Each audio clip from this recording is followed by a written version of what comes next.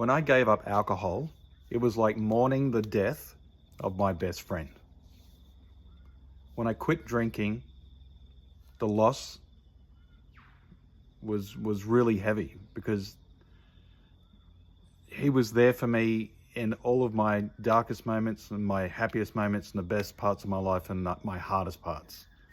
Alcohol was there for me when I was head chef and my challenges. It was there on my wedding day. It was there on the funerals. It was there supporting me when I got home. It would support me on days on my lowest with my depression or anxiety or celebrations. He was always there for me. There was never a day that I felt that he wasn't there for me. We had our issues, but he was always there, and I could count on him to get me through the day.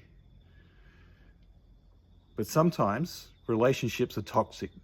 Sometimes relationships aren't good for you.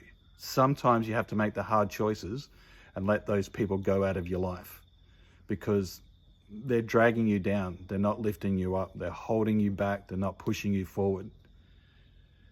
Sometimes we need to let those relationships go so that we can learn to support ourselves, so we can have self-growth and self-love and not need something to survive and grow.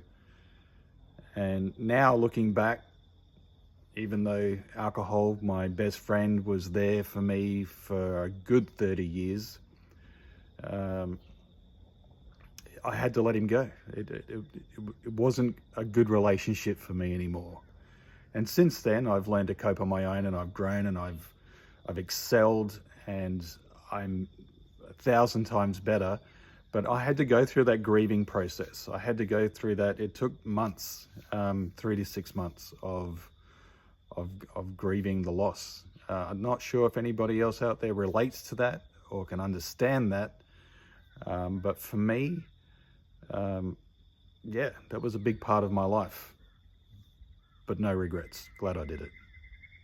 Have a great day. Cheers. Bye.